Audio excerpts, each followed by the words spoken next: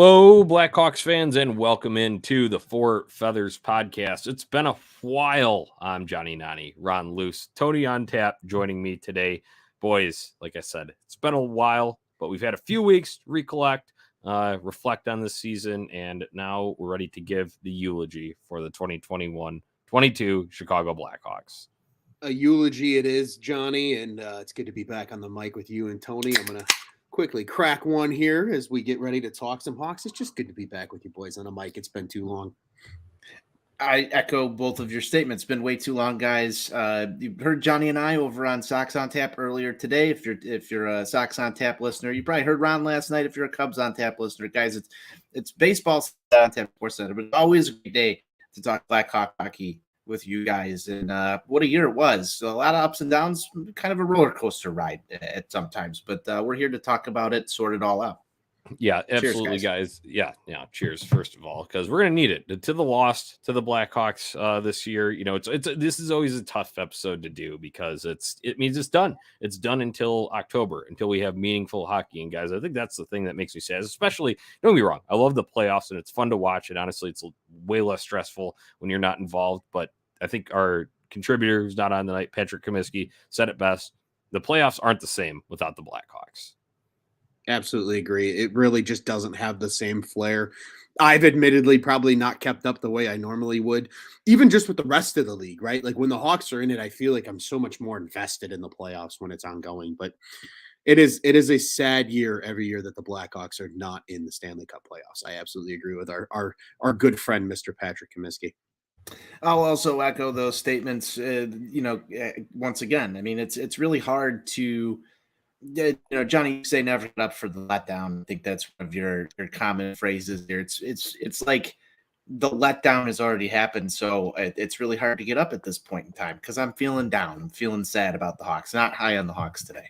Yeah, you know what the sad part is as we're breaking into, reflecting on what the season was. Think about entering this season. Ron, you and I, when this training camp was going on back in like September, you and I got on the mic and we had said, okay, looking at these pieces, and sure, we didn't like the Seth Jones contract, but with what was brought in, with what was in place, Stan, I'm not saying the team itself was absolutely, but Stan told us this was a team that could contend for playoffs. And then you saw the wheels fall off immediately out of the gate.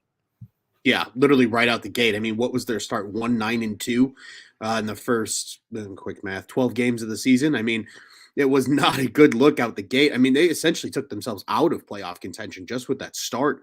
Once King took over, the team started to play better, and they started to give you some slimmer of hope of like, wow, okay, this is probably how this team should have been able to play out the gate. And then even as the season roared on, injuries, things like that, guys just not playing to their potentials. And those wheels further fell off as the season rolled on, Johnny. Yeah, they really did. You're bringing back memories of Jeremy Colleton right now, guys, that I would rather forget. Ooh. So, well, we gotta talk through it. We're gonna talk through it, but here we go. I might need to start drinking a little quicker. To get to this part because it's painful. You do that because this is early. Actually, I mean, we have off ice stuff to discuss too, because I think, obviously on ice, it's the worst season in recent memory, but off ice, this was the worst season ever for the Blackhawks. Mm-hmm. Yeah, it really was. I mean, between everything that happened with, the investigation and Kyle Beach and everything there, Pat Foley retiring, I think that alone is a dagger in the hearts of a lot of Blackhawks fans. Yeah, it really felt like this year kind of wrapped up and officially kind of put a metaphorical bow on that run, right? That decade of excellence for the Chicago Blackhawks. Like everything finally came to its end, right? There was no more nostalgia.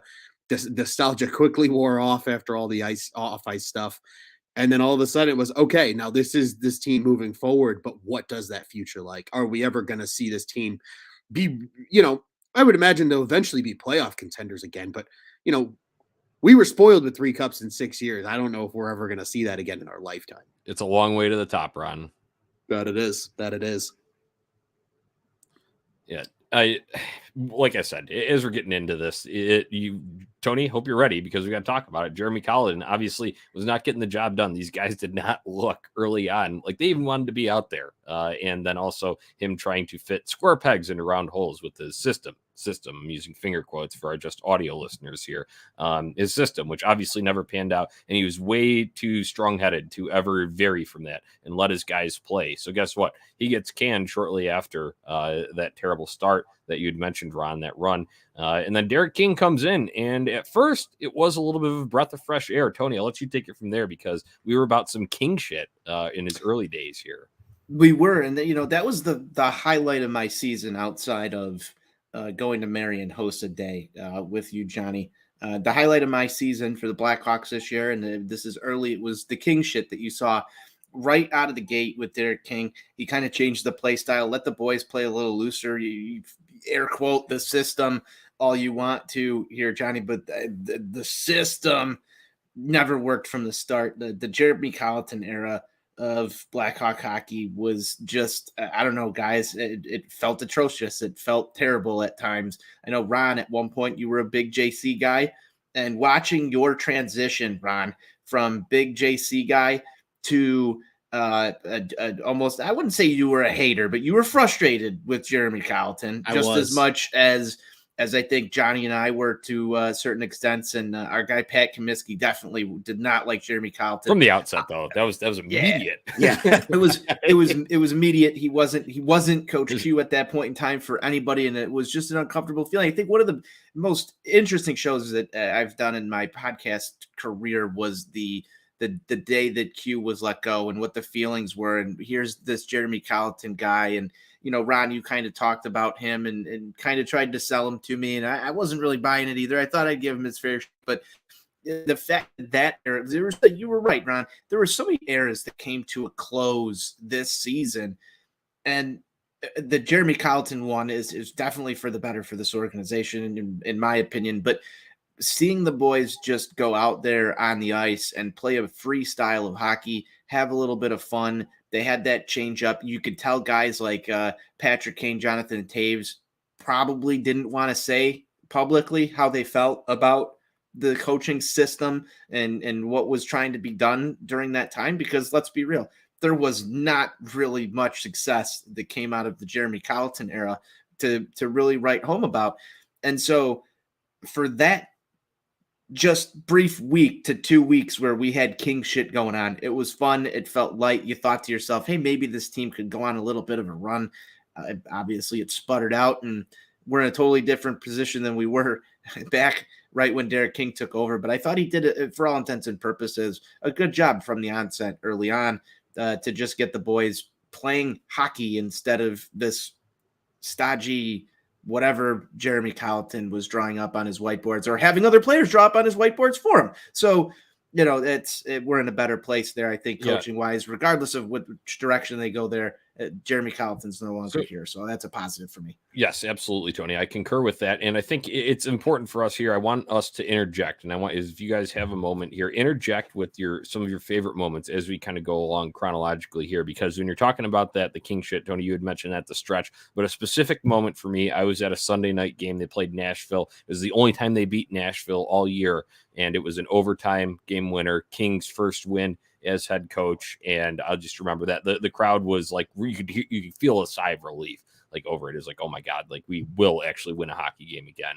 And I was in the building for it. So that was definitely one of my favorite moments of the year when you're talking about the kind of beginning of that King shit era. But guys, this thing tampered off quickly because obviously they got back to losing ways. They did a lot of that this year, unfortunately. And one takeaway that I had like from the stretch when I'm noticing lack of effective forward depth became extremely evident. I know there's plenty of other issues to nitpick in terms of defense coverage in front of the net, but man, that was it for me.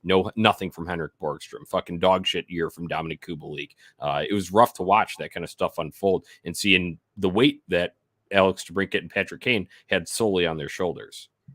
Yeah, and Jonnie, it feels like we've kind of seen that now for a few seasons, but I think this was the first year that it really finally just got to a point where everybody just threw their hands up and was like, what is going on? Because it wasn't necessarily, yes, they had guys they were kind of betting on. I think a Henrik Borgstrom is a good example of that. But Dominic Kubalik scored 30 goals in the season. Kirby Dach has shown a lot of promise.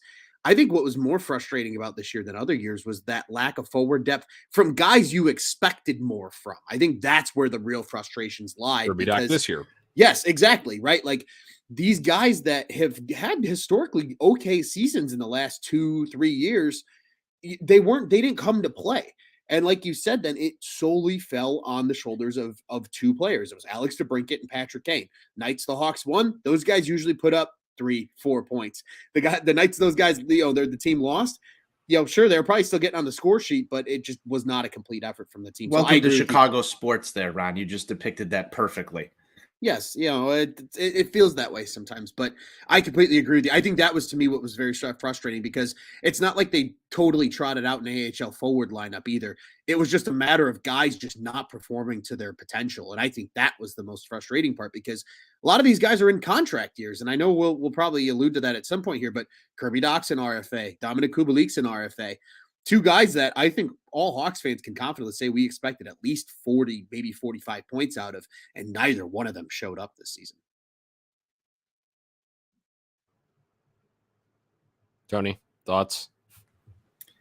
I mean, I'm just trying to think about You're a big Kirby Dach criticizer. I'm a big Kirby Dach criticizer. So, I want to get to Dominic Kubalik first, though, Jonnie. And the amount of times I got to say just fucking crank it and use that meme that online, just maybe like 3 times legitimately. Not enough. Not enough. I expected a lot more of that, and maybe that's just a guy that has an off year. I don't know how much some of the outside factors, the off ice stuff, really affected the team getting going and starting to go here. But I thought he was going to come out of the gate and, like you said, like just put up goals. Like that's what he was here to do. Didn't happen. Kirby Dach. Here we go. I watched too many highlights of Kirby Dach this year. Make amazing plays through the middle of the ice, stick handling, the hands are there, gets near the goal, right into the pads, or just some unlucky shit off the post. I'm looking for Kirby Dach to finish, because if he can finish, he's going to start to be the player that everybody thinks that he can be in the NHL. Ron, you were saying it right before we got on here. Maybe he was up too early. The Kirby Dach years are flying by us as we know it. And if he's going to be effective, I think next year is the year he has to put it together. Otherwise, I don't know. He might be a candidate that I'm looking to move at this point, just for a change of scenery, somewhere to go to just figure out how to finish. But I was big on the Kirby Dach train when he first was drafted by the team. Extremely down right now. I don't know how you guys feel. I still think that there's some promise there. But at the same point in time, I'm sick of just like, here is this potential sports-centered top 10 type goal that should be, that isn't every single time. And it's cool to watch him, break ankles out there on the ice. That's all fine and dandy. But if there's not a goal attached to it at the end, it all goes for naught. And unless you're tuned into this team every single night and realize the abilities that he has, at the end of the day, you look at the score sheets, you look at his stat lines. Are they impressive? I'll ask you guys that question. No. Are you impressed with it? No, absolutely not either. No. So there you go. I mean, here's a comp for you, Nylander. I mean, there's levels of, obviously different positions there, I think, that are at play, but also with Kirby Dach, I think the lack of finish, like you had said, Tony, although it should have been a highlight reel goal and it just wasn't, but even though he made an outstanding move to move around 3 defenders to get into that position, and he just couldn't finish. But I wonder how much of that is caused by his wrist issues, right? Because he had it in the shortened season last year that caused him to miss most of that. He came back at the end, so he didn't have a full season of development there. And then he got injured again at a point this year too. So I do think that may have something to do with that finishing ability. So hopefully this offseason is one in which he can rest up and, pull it together moving forward. But I will say a silver lining, I hate silver linings, but we're in a rebuild here, so we got to fucking look for him. One thing I will say about Kirby Dach is him not having gaudy point totals, not really, wowing you, so to say, less money, right? That's less money that you have to pay to him. And I know we're in a rebuild, so there is some flexibility here. But if you legitimately want to get back to where you were, so I talked about the lack of effective forward depth, you're going to have to bring guys in from outside because there's not a whole lot of it in the system right now. So that's kind of my last piece on Kirby Dach there. Guys, Spin zone Nani. Spin zone Nani right there. Let's look a little bit elsewhere through the forward group. We got our first look at Lukas Reichel. Obviously, nothing impressive, just 1 assist in 11 games for him. But I think adding some weight will do him well. And you saw him, A, lead the Rockford Ice Hogs in scoring, and B, look extremely nasty doing some of it. Ron, thoughts on Reichel? Yeah, I mean, Reichel was very impressive at the AHL level. He played, against a lot of really good teams. The Central Division in the AHL, where the Ice Hogs sit, is a very talented division. The Chicago Wolves just finished the season, regular season champions, and they just rolled over the Ice Hogs in the playoffs. And the Milwaukee Admirals are always a tough team as well, but he matched up very well against all those teams. Pretty much a point per game player. For most, if not all of the season, was Reichel at the AHL level, and he's still young. Like, I think a lot of people don't realize he's like, he just turned 20. I mean, he is still super young. So the fact that he had that much success at the AHL level, I think bodes well. I agree with you, Nani. I think adding weight and good weight is going to do him a lot of good. And I think we saw it. How many times have we seen it with other guys? We've seen it with DeBrincat. We've seen it with Kane. Like, once these guys bulk up and can take the physicality of the NHL, they take their game to another level. I have to interject just really quick when you're talking about adding weight. There's a hilarious comment. I believe it had to have been in like late January or like early February when he had I think it was his second call up, or maybe, no, it was during his first call up one. It might have been just like the second or third game of that. But Derek King said something because he got ridden into the bench. And Derek King said, "Oh, what's that guy? 140 pounds soaking wet." The fucking disrespect for your own player, underselling him that much. Because I know he's only like 170 or something, but still 140. Jesus. Hey, once he turns 21 and starts, having a few cold ones, maybe we'll start to add some weight there, an effective way. I know myself. I'm gonna try and put him on the Budweiser plan. Yeah, Body by Budweiser. Get him going. You need some diesel fuel. Yeah, I like that, Tony. But yeah, I think that's the bottom line with him. Bulk up a little bit, get more NHL size, and then also I could see some split time too as well. Just let him go and dominate, and at least that was the benefit of watching him at Rockford. With, like I said, the scoring prowess there, but then playing in all situations and playing meaningful minutes, because sometimes there were games where, the Blackhawks want to win it, and Lukas Reichel wasn't the guy to be out there. So his minutes would get trimmed, and he's sitting in that 12 to 13 and a half minute range. Whereas ideally you can get him down at the AHL level, skating in that closer to 20 minutes almost.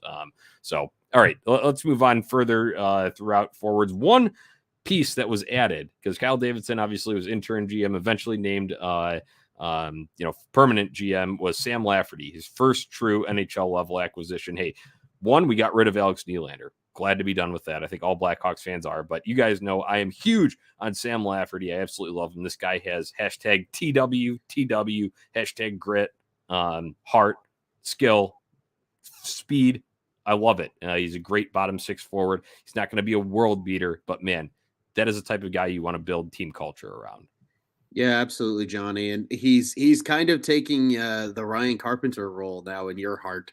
And we certainly love to see Johnny Nani's love for bottom six forwards. But agreed that he brings everything that you need in today's game in your bottom six.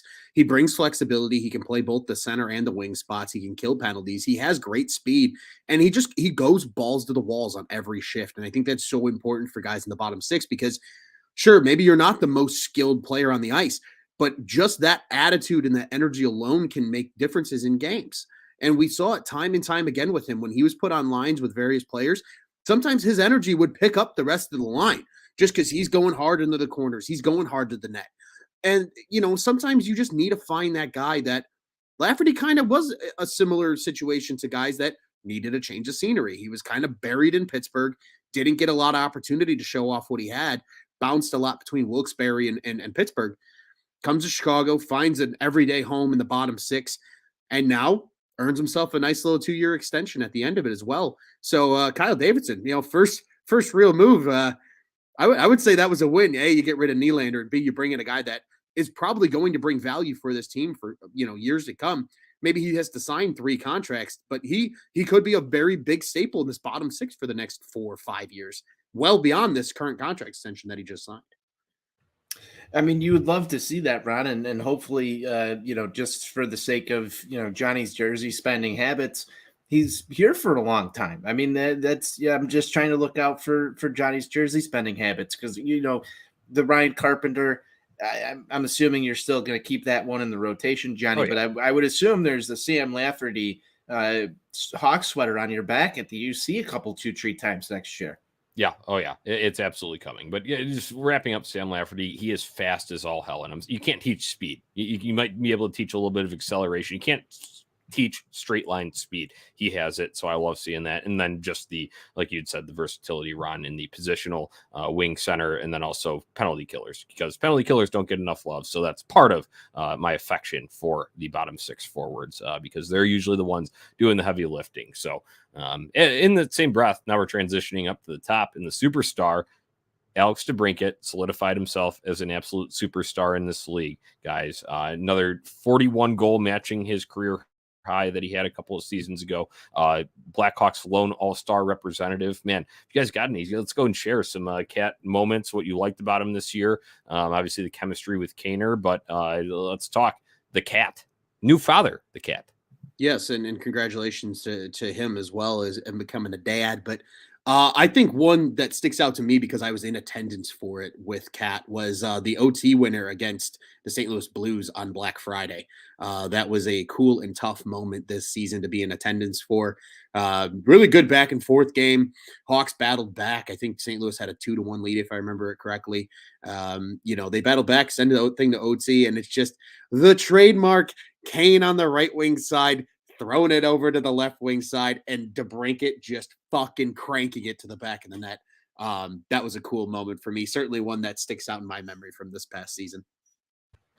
Just something with Alex DeBrincat that I want to go and take a step back and look. You're talking about a guy that coming up in the Hawks organization had some question marks around him. Is this kid going to be able to score? Is this the size, the ability to find the back of the net? We were just talking about this with Kirby Doc. If there's somebody that I'm not worried about finding the back of the net, it's Alex DeBrincat. And, I don't think he's as appreciated as much on this roster because you have Patrick Kane here. If you don't have Patrick Kane in this Hawks forward group, he is far and above everybody else talent-wise, far above everybody else. It's Patrick Kane, it's Alex DeBrincat, and then like somewhere down here is everybody else in terms of find the back of the net, ability to handle the puck, ability to do things.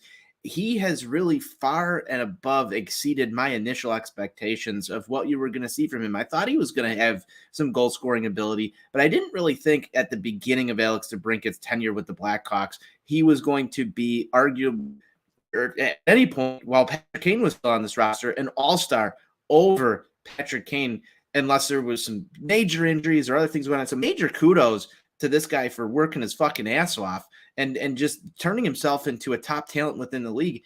Size didn't matter for him. He's overcome a lot of adversity in some of those areas.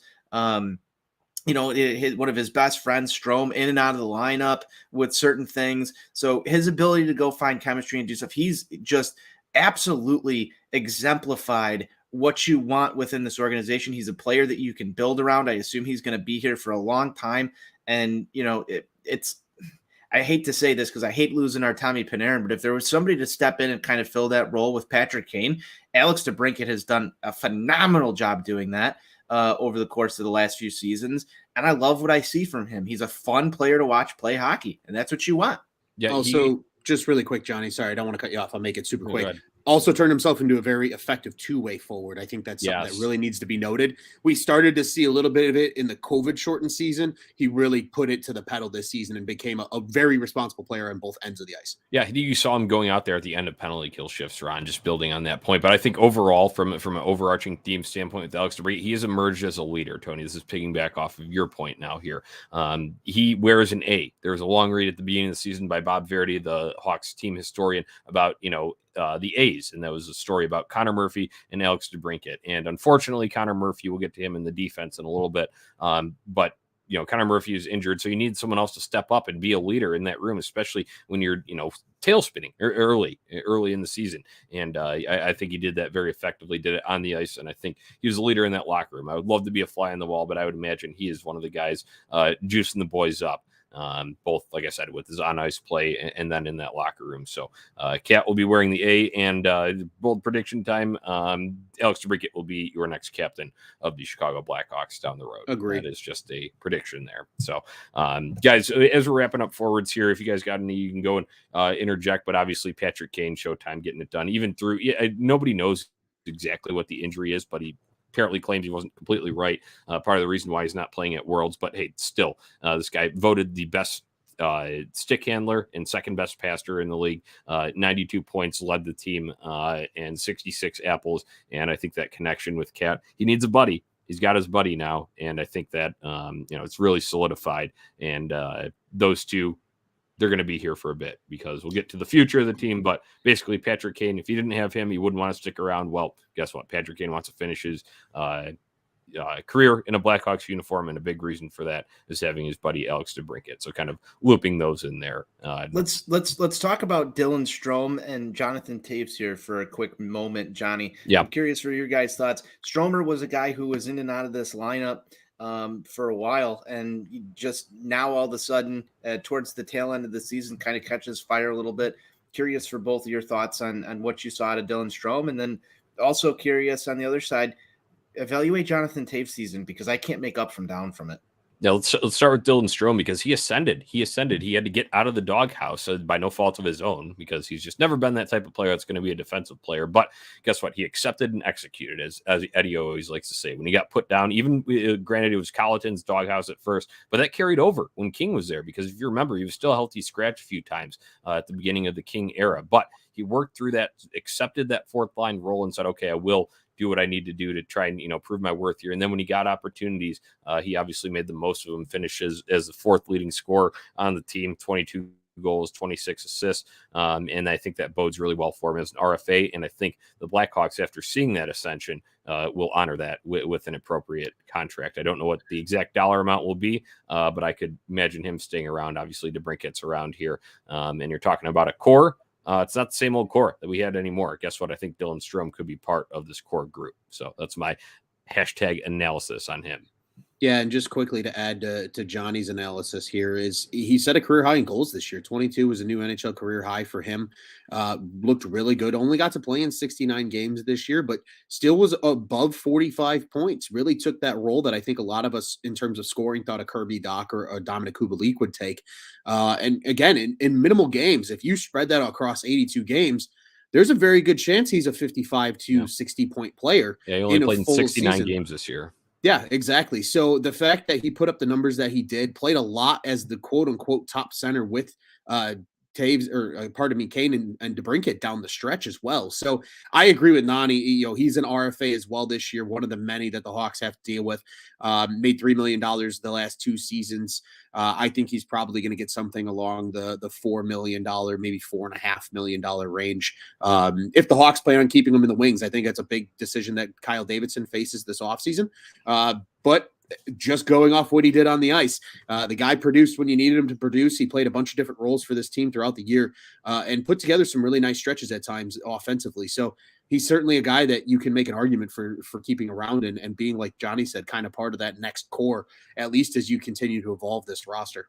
Yeah, and I think one thing that he has going for him too is entering this rebuild. Obviously, players want to compete; they want to win, but you do have the ability to possibly give them more money there, because guess what? If you're having a more competitive roster with other guys, the money's going to be spread out a little more. So he has the opportunity, I think, to make what he desires and then what the Blackhawks think he's worth moving forward. Let's move on to Jonathan Taves, the other name that you mentioned in that breath, Tony. Man, tough season for him, and I think it was both on and off the ice. Obviously, coming back from the off whole complete year. Imagine doing that. Imagine stopping what you do for a living and not doing it for a whole year, and then having to come back and being expected to perform and be the leader of your group at the highest level. So obviously the numbers weren't there for him this year. He ranked 6th on the team and scoring 12 goals, 25 assists, 37 points. Took a while for him to score that first goal. I think he did settle in a little bit better after that once he finally got off the schneid, got the monkey off his back, so to say. But overall, obviously underwhelming in terms of output, production-wise. But I think the off the ice is where the concern is more at, because you hear some of his comments, especially down the home stretch of the season. And guys, I think the writing's on the wall. This guy's gone either at the trade deadline next year. I would imagine think that seems pretty reasonable. I don't know if the Winnipeg Jets will be in it or not, but obviously that seems like a sexy destination with the go home sort of strategy that a lot of players do employ. You know, people are talking about Patrick Kane eventually going home, possibly to Buffalo at some point. So who knows where Jonathan Taves will land, but this upcoming first part of this next season, 2022-23, I do think this is the last time we'll see Jonathan Taves in a Blackhawks uniform. Yeah, and I will, ironically, and whatever you want to call it, not doing it on purpose, but I agree with Jonnie about Jonathan Taves. I think he's just having a hard time accepting a rebuild, and and that's just the competitor in him. I think he's that kind of player, and maybe he just doesn't see eye to eye with the vision of where this team is going, and maybe a lot of it was a lot of the off the ice stuff. You heard about everybody kind of criticizing him after his comments about Stan Bowman after they asked him about it, after everything that happened, and and just kind of everything. I think it was a very mentally exhausting last 2 years for Jonathan Taves, and I think you really saw it affect his on ice play this year. I mean, this was the first season in his career that wasn't a shortened season because of a labor issue, that he had under 52 points in his career. Like, that includes his rookie year, that everything. I mean, 37 points for him. I mean, hell, he had more points in the shortened 48 game season than he had this year. Like, that just really shows how much his offensive output suffered this year. So I agree. I think for him, it probably is good for his career. In the last couple of years, this is a guy that plays a little bit of a harder game than Patrick Kane, if we're just talking the physical wear on his body. And I think it's going to benefit him maybe to get a change of scenery and being competitive in a competitive environment. If you put an uber competitor like Jonathan Taves on a competitive roster, even if he is a third, second line center, I think that you see some of that flash come out again. I don't know if he'll ever be the Jonathan Taves that we knew him to be in a Blackhawks sweater, but he could certainly still be a very effective player at 34 years old for somebody. And I think it is going to come around next year's trade deadline that he says, I give you the blessing. I'm moving my NMC. I want to go somewhere competitive. Yeah, the fan in me, both of what you're saying here is like, I can completely agree with it, but I just want you to know at the same time, like, I felt like I was just laying there while you guys stabbed me repeatedly with a dagger in the back, because this is a guy, as a fan, if I'm sitting here as a fan right now, this is the guy that was lifting cups, like you said earlier, for this team rather consistently, a guy that, the focal point of Chicago sports with Patrick Kane for a while during this, the Stanley Cup years and everything. And, the Stan Bowman comments and how the fans treated him and how the media treated him, and all of this stuff just starts to ramp up, and you can see the writing on the wall. It's sad. It is a really sad situation. There's no other word to say it. It's sad. Yeah. Tony, my advice would be enjoy the beginning part of next season, and hopefully an off season of training will at least give us some last good memories, but the visions just don't align. The timelines don't align. To quote Silvio Dante, timeline got fucked up. That's what happened when it comes to Jonathan Taves and being here long term. So timeline got fucked up in terms of the Blackhawks next time to compete, and when he wants to compete, which is obviously every year in, year out. And guess what? He's not going to be able to do that here for a few years, probably 3, I would imagine. So he ain't waiting around that long. Who knows if he's playing hockey in 3 years? Exactly. So he wants to go chase another one, and obviously he's had issues health wise in the past. So, would it pain you guys to see him lift a cup with another team, or would you be happy for him? I'd be happy for him. Absolutely. I would be happy for him as well. What more could you ask from him? What more could you ask from him? Oh, you have to sit here and take it. You have to sit here and take this direction that was totally out of your control. Even if you mentally just put away his career on the stat sheet after that 19-20 run before he took the year off, and you look at the numbers and the accolades, You just want what's best for that guy. And he's 19's going to be in the rafters. 88's going to be in the rafters. There'll be statues of both of those. Yes, there will be a statue. Jonathan Taves will forever be beloved in the Blackhawks room. And I really think for a guy that is just an uber competitor, every, in my opinion, every true Hawks fan, sure, you might be like, damn it, I wish it was him. It'll hurt lifting another cup with the Hawks. But for him, you'd absolutely be happy for him. Your heart will hurt, but in your soul, you have to be happy for him. That would be my, if you see him go and hopefully find success elsewhere. I'm just done with I'm done with the hurt. There was so much hurt. We're going to talk about a few other things that hurt. Yeah, you're going to talk about shit that hurts. Let's move on to the defenseman and talk Seth Jones contracts. That thing's kicking in. Jesus. Guys, Seth Jones, first year with the Blackhawks here. Obviously, the big acquisition on draft day, giving up a couple picks, giving up Adam Boquist for him. He comes in, and I won't say wasn't terrible. Yeah, he did. He led you in minutes. He led, he was your number one defenseman, and he is a number one defenseman in the NHL. But guys, when you're getting paid that much, I fucking need more. He had, what do you have? 5 goals, 46 assists. So that number's nice. But 51 points total on the year. I need double-digit goals from this guy if he's going to be paid that much. I know that's out of his control. He just signed the contract. Stan just handed him the Brinks truck, and he just signed for the delivery, right? But in turn, he's still in the prime of his career. I need more than that from him. That's my take on Seth Jones. Absolutely, especially when it looks like, that Jonathan Taves probably won't be with this team long term. Just naturally, I mean, Patrick Kane is still an elite player in the NHL. I think he still will be for a few more years, but eventually Patrick Kane's not going to be here. Right now, the longest signed Hawk is Seth Jones. So, if he's going to be kind of he's here for another century, people. Yeah, so if he's going to be here, I agree with Jonnie. You need to get something out of him, especially right now while he's in the prime of his career, because later in his career, that contract probably is going to look ugly. Right now, though, you need to maximize his output with that contract. I agree. I think double-digit goals is completely doable. He's done it twice in his career. If he can get back to that, I'm going to spin this, Ron. Do you need production from him? We're in the middle of a rebuild, right? So, yes. Do you need what bad expenses? I know it is bad expenses, but you want 10, 15 goals from him and a couple extra wins and set the tone. Set the tone for the future. Say, I can still do this. I can still be that guy that was early in Nashville. That was that's why Columbus fucking wanted him so badly. Be that guy. But I mean, you can be. But there's no tank here. This is what bothers me. There's no tank here, right? Because you still have Alex DeBrincat, Patrick Kane. You're going to play. So you just want to watch Seth Jones fuck around on the ice and not, just Olay.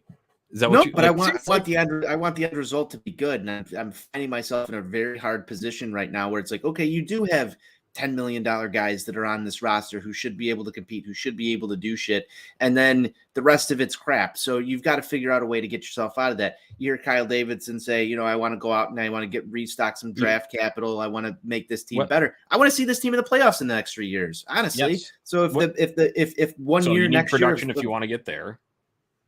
You do need some, and you production, but you can't be mired in mediocrity. What did Rick Hahn say? They won't be mired in mediocrity. Don't you worry. They would have been the 6th overall pick this year, Tony, and they were trying. So I don't think they're going to need to tank. They're going to be bad enough to tank on their own. And Tony, I think one point that may get lost in the shuffle is that every night you're technically showing off, you're auditioning, you're giving recruiting pitches. Do free agents want to come and play with Seth Jones, or no? Do they want to go elsewhere and play? Obviously, the Avalanche can't sign him, but say a Cale Makar type. You know what I'm saying? They want to go play with Victor Hedman instead. They don't want to come and play with Seth Jones because fair point. I love that you brought this up. So that's what every night, whether you realize or not, those guys know what goes on around the league. And sure, they're not watching every game because they got to play their own games, but they're in tune with it. They watch NHL Network just like we do. They see what's going on. So it's Seth Jones has to make this a destination. More hits too. Yeah. And the thing is, you look at in the forward group and you're like Patrick Kane and Alex DeBrincat. That's why at least I have some hope that they could bring in some forward talent. Who didn't want to play with those guys? I mean, it's like, oh shit, I can be on that. I can be that third or that other missing piece or whatever that can plug in there. Like Tyler Johnson, he probably didn't want to leave the Lightning, a team that just won 2 cups with, but at the same time, if he's healthy, sucks that he had a bad injury this year, but if he can get back to, he was playing a lower role there. If he can jump up and play with DeBrincat, with the Kane, he can A, up his totals, and B, have fun doing it. So that's just kind of my take, that why it matters, why you need production out of these guys, even when they are rebuilding here. We started this off with Seth Jones talk. Another thing too, I want to see more physicality out of him. He's got a big body. He's a massive dude. We saw him lay a couple of hits, especially trying to beat guys to pucks, especially early in the season. I remember a game, might have been like the third game of the year at New Jersey, something like that. Laid a big one. I just want to see more of that too, because I know he can do it. Elsewhere throughout the defensive core, obviously mainstay here is Conor Murphy. Guys, suffered a couple of concussions, so I think that is of note. My biggest takeaway from his season, and I really hope that, I know it's 3 years left on this deal, but man, if those things don't clear, 4 left on it, okay, yeah, so the contract kicks in after this year. It's got an it. extension, so it'll kick in with So Seth Jones. that makes it even more. Is he even going to be playing hockey by year 4? That's where I'm concerned about, because when he's on the ice, I love him. He's one of my favorite leaders on the team. I think he's a great stand-up guy. He's the King Clancy nominee for the Blackhawks, so he does great work off the ice too. He's just a model guy, but like I said, both on and off the ice. But the body's got to be able to hold up. The brain's got to be able to hold up. And I'm sorry, Conor Murphy's taken a shit ton of big hits in his career. Yeah, and just for his own well-being, right? Like, you care about these guys as people. Like you said, the amount of impact that Conor Murphy has made off the ice in the city of Chicago since he's been here. That's just a guy that you want just the best for him, right? Like, we saw it with Andrew Shaw. Like, he had to step away from the game because of concussion issues, and he chose his well-being as a father and as a husband over playing hockey, and it's commendable. But at the same time, you have to sit here and you have the exact same thoughts with a guy like Conor Murphy. You want nothing but the best for him. When he's in the lineup, he makes a difference. He was your NHL shot blocks leader for most of the year, or at least it was in the top 3 for a good portion of the season. And, he is a meaningful player on this team. He was a meaningful piece that came back in the Hjalmarsson trade and has probably exceeded everybody's expectations when that trade occurred. And you just, like you said, Johnny, you just hope and pray that he can play those 4 years and that those concussion issues don't come back and just put his own well-being in jeopardy, let alone his playing career. You hit the nail on the head, Ron, on Conor Murphy, and that's exactly where I was going to go in my little thought process here on Conor Murphy. Is I was mad at the time of the trade. I didn't want to lose Hjalmarsson. I'm like, who's this Conor Murphy guy? You Google Conor Murphy, you get some Canadian bodybuilder, and that's not the Conor Murphy that I'm like, this guy is not even the first search result for his own name, and he plays in the NHL. That's kind of fucking weird.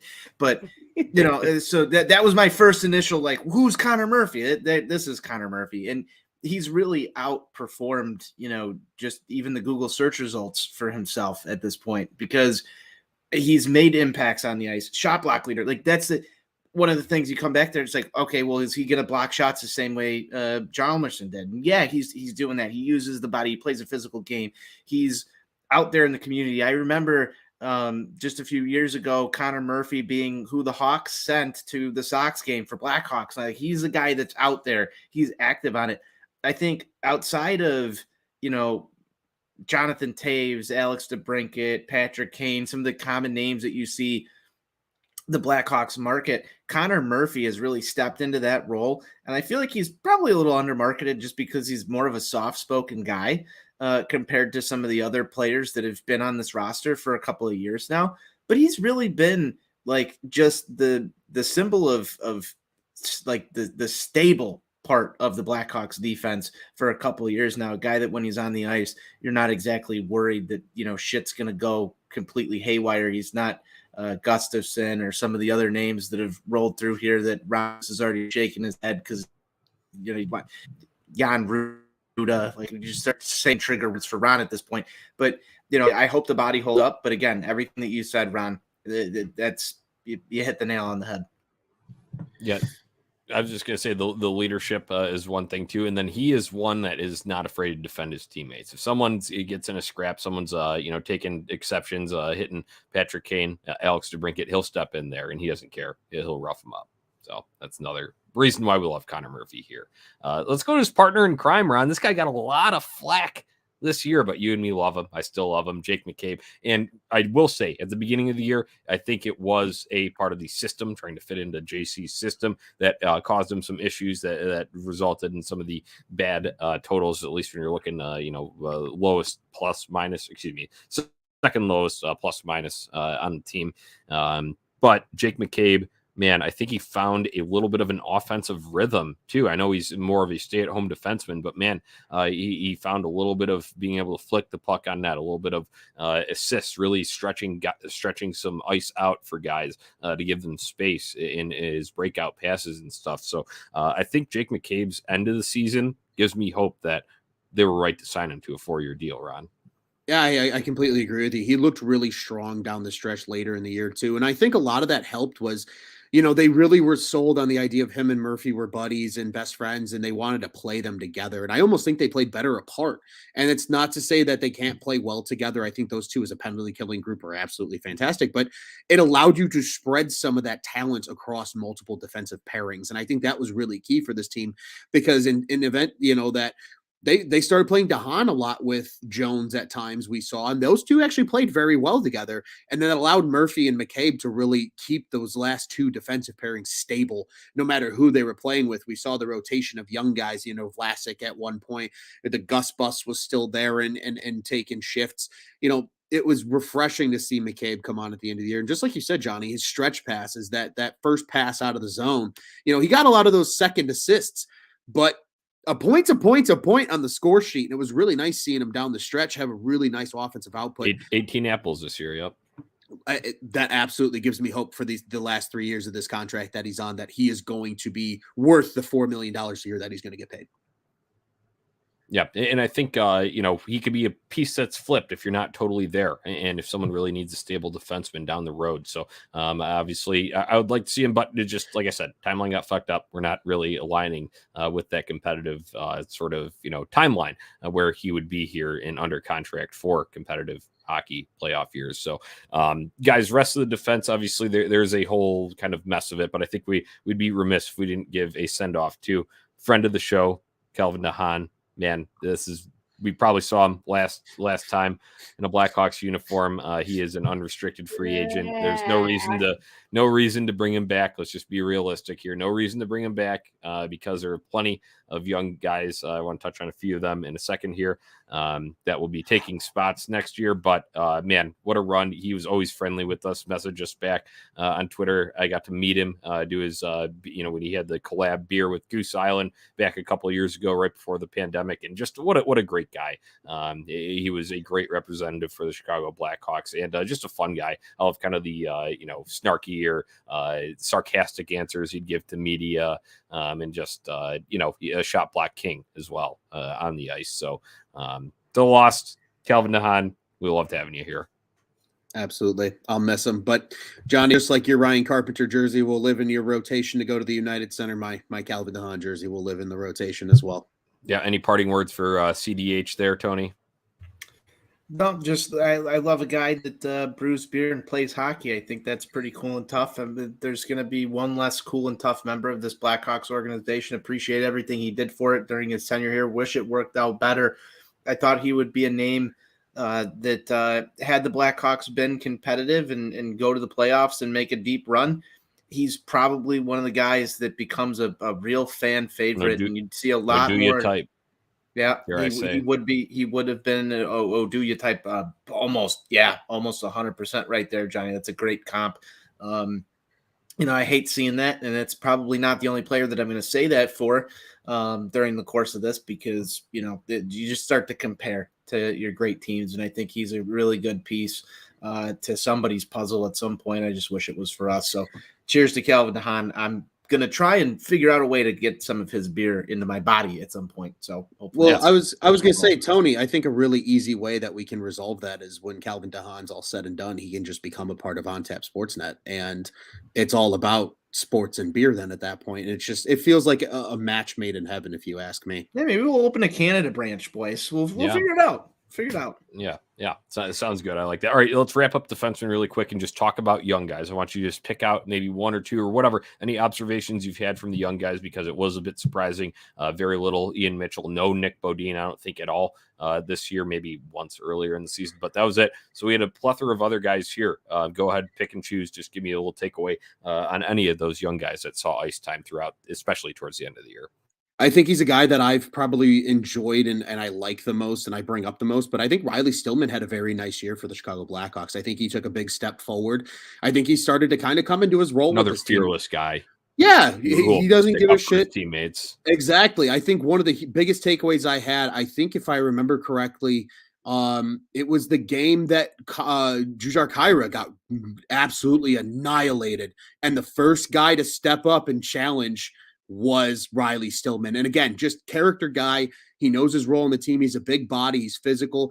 He's still super young. I mean, he's only 23 years old. I mean, this guy's going to continue to develop and get better. And I think they have him on a great contract as well. Showed some of that offensive prowess when COVID kind of struck the team in December and he was thrust into a bigger role in terms of minutes. He's showing that he can play up and down the lineup. And as long as he can stay healthy, I think he's a guy that can develop into a really nice role with the Blackhawks for years to come. Stillman was the guy that I was going to go to there. I, again, echo what Ron says. And I don't want to make this a boring show. So I'm going to go and talk a little bit about Ian Mitchell for a second here, Jonnie, if I may. I just want more. I want more from Ian Mitchell. I there's been a lot of talk, a lot of hype in Hawks communities about the kid. I think that, it takes a long time for defenders to develop. I'm going to be patient. I'm going to try my best to be patient with this. But I don't want to see, I think we were on a podcast a couple of years ago talking about who that next wave is going to be to replace Duncan Keith, Brent Seabrook, some of these other guys. And I just feel at this point in time, we've had enough names in this defensive system. There's been so many first round, second round draft picks where guys will, get these comps and come up, get their little cup of coffee.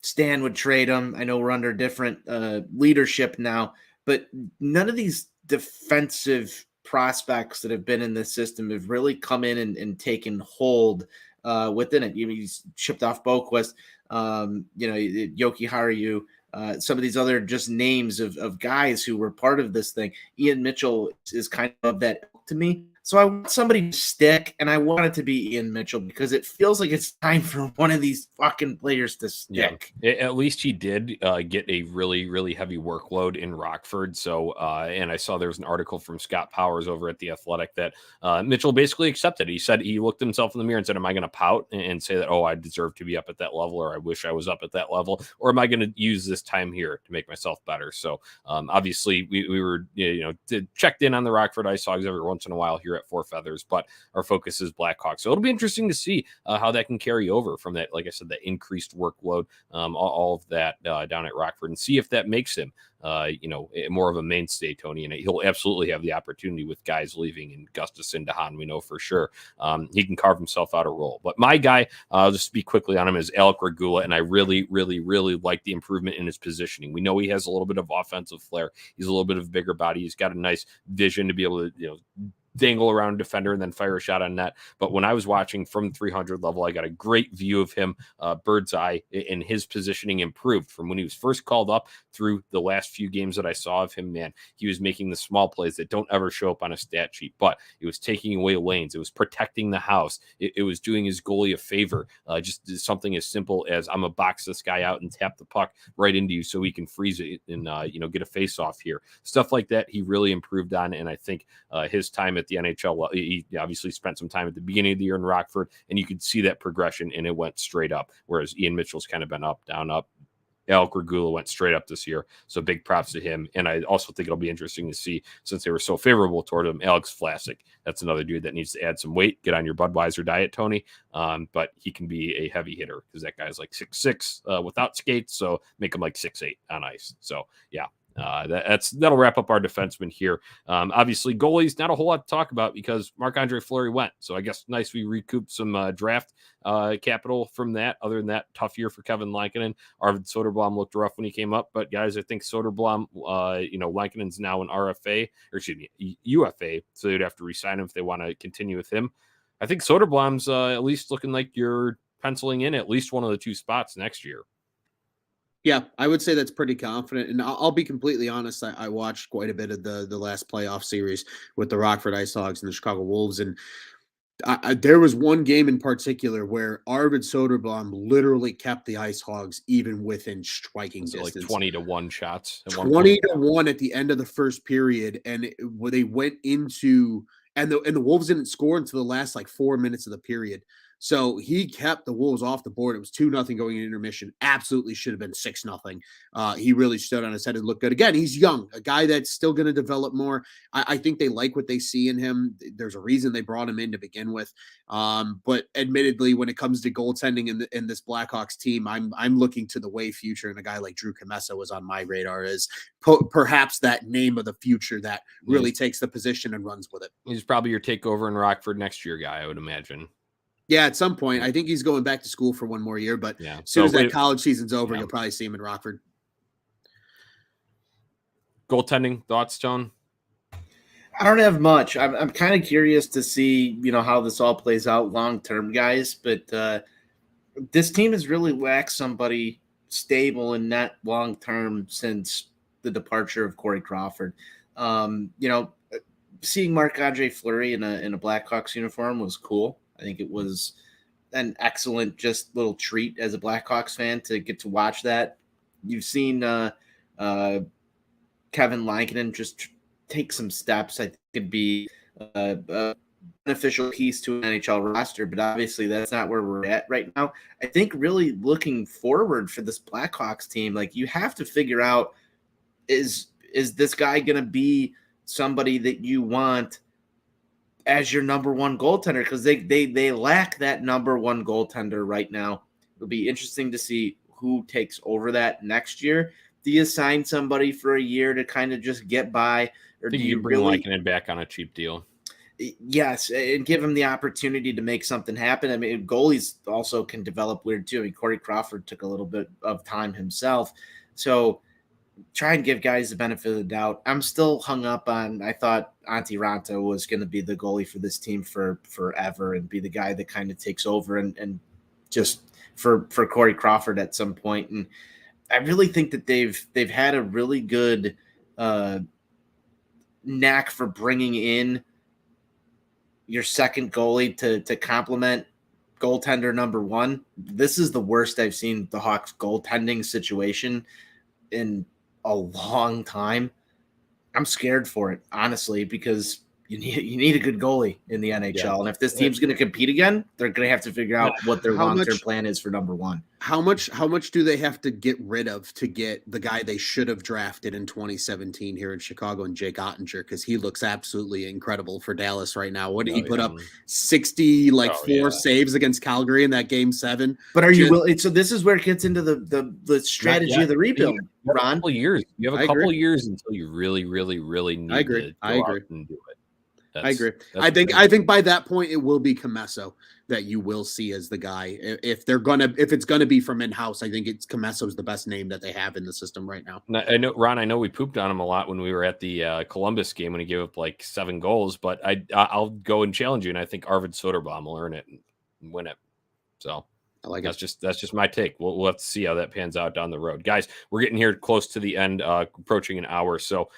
To send us off, we'll have plenty of episodes over the summer to talk draft, to talk free agency, to talk future of the team, to talk how you construct this thing to getting back to being a contender. But this was obviously a big reflection, the eulogy to the loss of the Blackhawks. Let's end it with some good memories, like you would at the end of a funeral reception. Best memories from the Chicago Blackhawks season for you personally.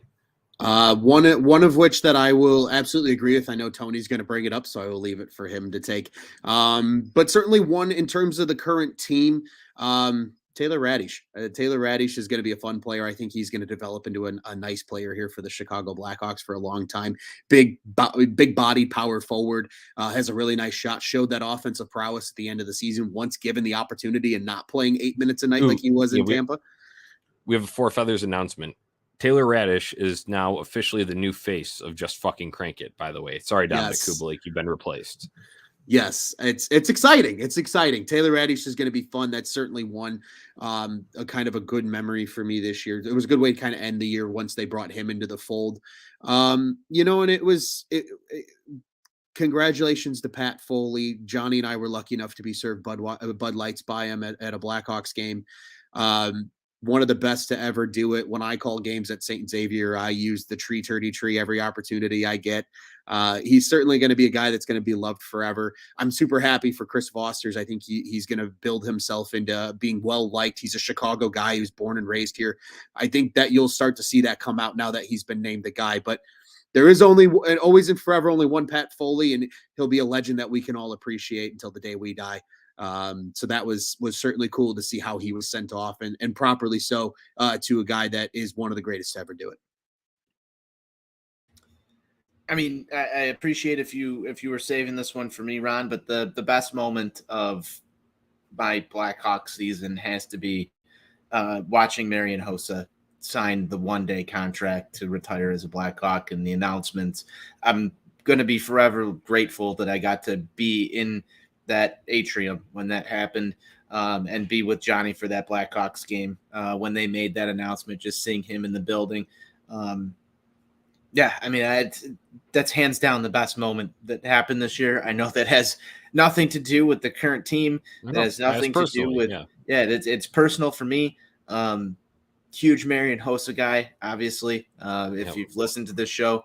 But nothing tops that for me right now. What gets me? Yeah, Tony, it was great being there with you. What it gets me excited about that is imagine the party that Four Feathers is going to throw on the night of Marian Hossa's jersey retirement. They haven't announced the date. Can we do 81 for 81 again? Oh, yeah. Okay, because I think you might hit it yourself that day. I might. I might, because, like if there's one thing that I regret is just not appreciating Marian Hossa's career as a Blackhawk. I still remember being on Twitter when I saw all this shit coming out that he, there's breaking news and all this other stuff. And I just felt like I never had closure. I got my closure being there when he signed that contract. And that was a big moment for me as a Hawks fan, as a hockey fan, as a Marian Hossa fan. So again, like just hands down, nothing topped it. Yeah. All right. My favorite moments, as I had mentioned earlier, that win against Nashville, overtime first win for King. That was a great memory, great game to be at. Other than that, anytime Sam Lafferty did anything, love that guy. And also just the grin. I love that he just did not replace his teeth. I'm sure he's doing some dental work after the IHF Worlds, but I love the grin. We got some great pictures, screenshots out of him. And then other than that, experience-wise, Tony, when you and I went to that game against the Ducks in March, St. Patrick's Day night, we got the Peaky Blinders looking hats. We sat in the 200 level right there, and we were right at that end, and the Blackhawks scored 5 goals. Their best period by far. It was their best game of the season by far, most dominating effort, and they scored 5 goals all at our end. It was ridiculous. We would had ordered a beer, and we're getting up and spilling half of it because we're celebrating the next goal coming in. And that was just it was so good that they got a standing ovation, the whole arena. After the first period, and it felt like 2013 just for a moment in time there. So that was my favorite memory of the season. Hey, Jonnie, I loved being there for that game with you too. I forgot for a second when I was talking about Marian Hossa, so I'm glad I saved that one for you.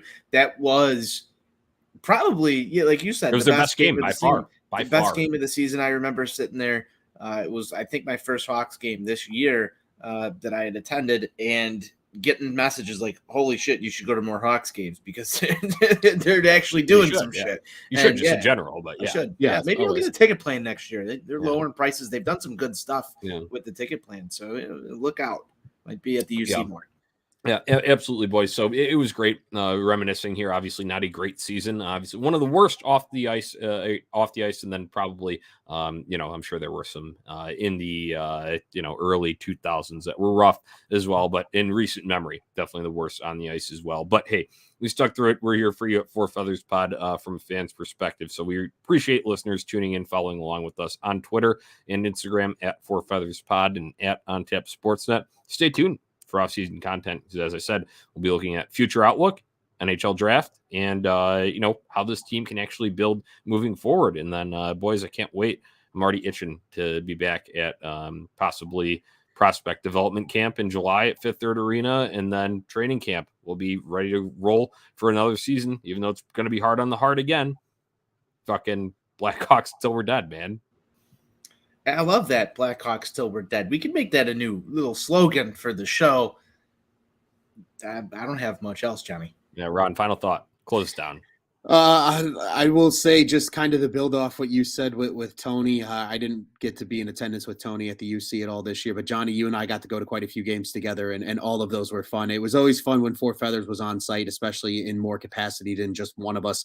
And I hope we can do that more next year, even if it is a barn burner of a season on the ice. The Four Feathers crew is always going to have a good time off the ice, and that's what I'm looking forward to. But first, we'll enjoy our summer. We'll enjoy our respective baseball teams, and we'll talk about how this team is building toward that next season, and hopefully building toward a prosperous future. Yes, absolutely, Ron. I think you close that down perfect on the Blackhawks side. Another thing you mentioned there, though, was it's summer. No hockey. Obviously, there'll be Stanley Cup playoffs and then some draft stuff that we will get to here at Four Feathers. But you want to hear our beautiful voices throughout the summer. You're a Cubs fan. Go over to Cubbies on Tap. You find that wherever you listen to podcasts. They're at Cubbies on Tap on Twitter. Post-game shows, analysis, content coming all summer long from a Cubs perspective. Going on down to the south side, that's Sox on Tap, at Sox on Tap on Twitter. And that's me and Tony are there with a crew of other gnarly Southsiders discussing White Sox, pains, aches, and then hopefully some glory later on. But go and check those out, and you can hear us there. And we'll check back in here on Four Feathers and maybe have some playful banter over our teams, depending on how they fare over this summer. So, boys, until next time, here's to the 2021-22 Chicago Blackhawks. Let's go Hawks. Let's go Hawks. Let's go Hawks.